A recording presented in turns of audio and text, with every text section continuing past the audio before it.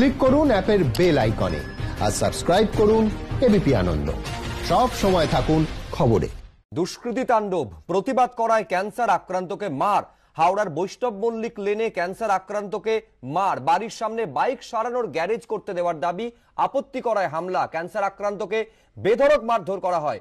অভিযোগ পেয়েছি, তদন্ত চলছে, জানালো পুলিশ।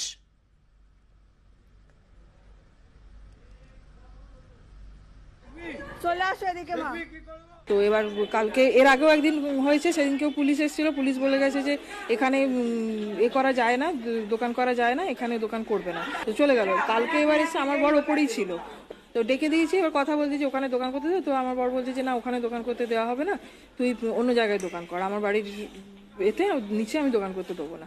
বলতে বলতে মারতে শুরু করে দিল, মানে কথা হতে হতে মানে ওই ছেলেটাই যে দোকান করবে, তার নাম বুড়ো। তো এবার তখন এই সব গেটে দাম দাম করে লাথি মারছে, ইট ছুটি, ওরা তখন তো অনেকজন ছিল, তখন তো আমরা নিচে মানে এ হয়ে বসে আছি অনেকজনে মিলেই। আমি চাইছি যারা এ করেছে তাদের শাস্তি হোক, মানে অ্যারেস্ট করা হোক, মানে ভয় লাগছে রাস্তায় বেরোতে আমাদের। তো এবার যে ঘটনা ঘটেছে দুষ্কৃতী তাণ্ডব, আর তার প্রতিবাদ করায় ক্যান্সার আক্রান্তকে মারধর করার অভিযোগ। হাওড়ার বৈষ্ণব মল্লিক লেনে ক্যান্সার আক্রান্তকে মারধর করা হয়। সরাসরি আরো বিস্তারিত জানতে কথা বলবো আমাদের প্রতিনিধি সুনীত হালদারের সঙ্গে। সুনীত, এর আগেও আমরা দেখেছি যে দুষ্কৃতী দৌরাত্মের প্রতিবাদ করা, অসামাজিক কাজের প্রতিবাদ করা, যেভাবে আক্রান্ত হতে হয়েছে প্রতিবাদীকে, হাওড়ায় ঠিক কি ঘটলো?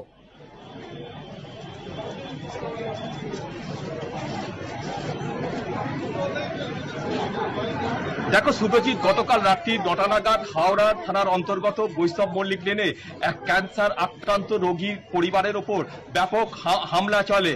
যেটা জানা যাচ্ছে যে ঠিক যে ওই ক্যান্সার আক্রান্ত পরিবারের বাড়ির সামনে এলাকারই কিছু লোক তারা কি করে যে তারা গ্যারেজ তৈরি করতে চায় এবং ওই পরিবার গ্যারেজ করতে বাধা দেয়। এরপরই গতকাল পাশের পাড়া থেকে কিছু ছেলে নিয়ে ওই এলাকাতে আসে এবং ওই ক্যান্সার আক্রান্ত রোগীকে বেধড়ক মারধর করে, তার স্ত্রীর ওপর হামলা চালায়, বাড়িতে ইট মারে এবং বাড়ির যে দরজা আছে তাতে কিন্তু তারা লাথি মারে এবং গোটা এলাকায় উত্তেজনা ছড়িয়ে পড়ে। সঙ্গে সঙ্গে ওই পরিবার হাওড়া থানায় খবর দেয়, পরে পুলিশ যায় ঘটনাস্থলে এবং এই ঘটনার প্রেক্ষিতে ওই ক্যান্সার আক্রান্ত রোগী অসুস্থ হয়ে পড়ে, তাকে আহত অবস্থায় ভর্তি করা হয় হাওড়া জেলা হাসপাতালে। এই যে হাওড়া হাসপাতাল আছে সেখানেই তিনি ভর্তি আছে এবং হাওড়া হাসপাতাল সূত্রে খবর তার অবস্থা স্থিতিশীল। এই ঘটনায় এখনো পর্যন্ত কাউকে গ্রেপ্তার করতে পারেনি পুলিশ। ধন্যবাদ সুনীত।